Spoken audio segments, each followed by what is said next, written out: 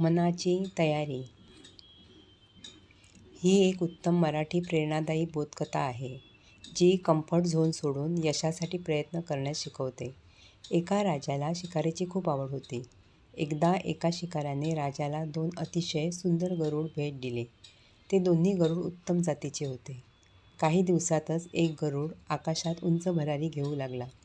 पण दुसरा गरुड मात्र ज्या फांदीवर बसायचा तिथेच बसून राहिला. तो उडण्याचा प्रयत्नच करत नव्हता. राजाने त्या गरुडाला उडवण्यासाठी अनेक प्रयत्न केले.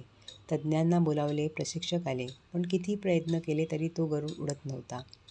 अखेरीस राजाने राज्यात दवंडी पिटवली.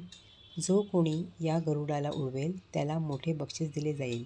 एके दिवशी एक गरीब शेतकरी राजाकडे आला आणि म्हणाला, महाराज, मी हे आव्हान स्वीकारतो. राजाच्या मनात शंका होती. इतके जाणकार लोक अपयशी ठरले होते, तरीही त्याने शेतकऱ्याला एक संधी दिली. शेतकऱ्याने काही गडबड न करता शांतपणे विचार केला आणि थोड्याच वेळात तो गरुड आकाशात उंच उडू लागला. दुसऱ्या दिवशी गरुडाला उडताना पाहून राजा थक्क झाला. त्याने शेतकऱ्याला विचारले, हे तू कसं केलंस? शेतकरी हसत म्हणाला, महाराज, मी फक्त ती फांदी तोडली, ज्यावर तो गरुड रोज बसत असे. फांदी तुटल्यावर त्याला कळलं, आता उडण्याशिवाय दुसरा पर्याय नाही. आपणही अनेकदा आपल्याला जमणार नाही या विचाराने आपल्या कम्फर्ट झोनमध्ये अडकतो. जोपर्यंत आयुष्यात अडचणी येत नाहीत किंवा आपण स्वतःहून आव्हाने स्वीकारत नाही, तोपर्यंत आपल्याला स्वतःच्या क्षमतेची ओळख होत नाही.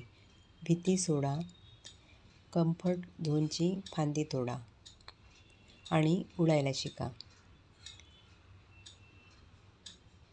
तुम्हाला कथा आवडली असेल तर कृपया चॅनल सबस्क्राईब करा, बेल आयकॉन दाबा, त्यामुळे नवीन कथा तुम्हाला मिळत राहतील. आणि कमेंटमध्ये नक्की सांगा तुम्हाला ही कथा कशी वाटली. कुटुंबीय आणि मित्रांसोबत शेअर करायला विसरू नका. धन्यवाद.